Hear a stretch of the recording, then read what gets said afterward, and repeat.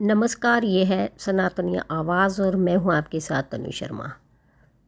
दोस्तों, नवरात्रि पूजन के चौथे दिन कुष्मांडा देवी के स्वरूप की उपासना की जाती है। इस दिन साधक का मन अनाहत चक्र में अवस्थित होता है। नवरात्रि में चौथे दिन देवी को कुष्मांडा के रूप में पूजा जाता है। अपनी मंद हल्की हंसी के द्वारा ब्रह्मांड को उत्पन्न करने के कारण इस देवी को कुष्मांडा नाम से अभिहित किया गया है। जब सृष्टि नहीं थी, चारों तरफ अंधकार ही अंधकार था, तब इसी देवी ने अपने ईशित हास्य से ब्रह्मांड की रचना की थी। इसीलिए इसे सृष्टि की आदि स्वरूपा या आदि शक्ति कहा गया है। इस देवी की 8 भुजाएं हैं, इसलिए अष्टभुजा कहलाई। इनके 7 हाथों में क्रमशः कमंडल, धनुष, बाण, कमल पुष्प, अमृत कलश, चक्र तथा गदा है। 8वें हाथ में सभी सिद्धियों और निधियों को देने वाली जपमाला है। इस देवी का वाहन सिंह है और इन्हें कुम्हड़े की बलि प्रिय है। संस्कृत में कुम्हड़े को कुष्मांड कहते हैं, इसलिए इस देवी को कुष्मांडा। इस देवी का वास सूर्य मंडल के भीतर लोक में है। सूर्यलोक में रहने की शक्ति क्षमता केवल इन्हीं में है, इसीलिए इनके शरीर की कांति और प्रभा सूर्य की भांति ही दैदीप्यमान है। इनके ही तेज से 10 दिशाएं आलोकित हैं।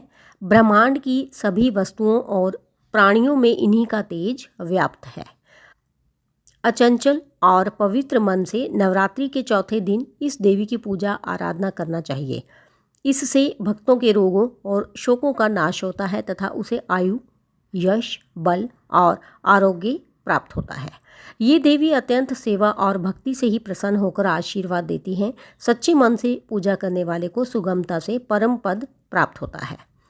विधि विधान से पूजा करने पर भक्त को कम समय में ही कृपा का सूक्ष्म भाव अनुभव होने लगता है। ये देवी आधियों व्याधियों से मुक्त करती हैं और उसे सुख, समृद्धि और उन्नति प्रदान करती हैं।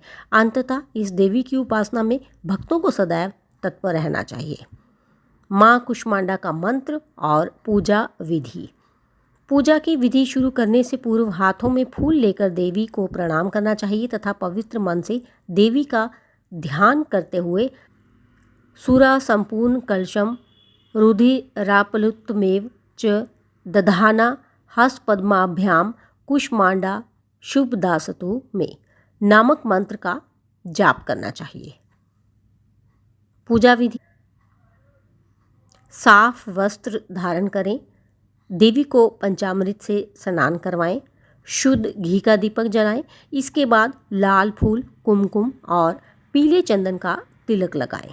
फिर फल और मिठाई का भोग लगाएं। इसके बाद भक्तिमय होकर आरती करें। इस मंत्र ओम कुष्मांडाय नमः का जाप करें।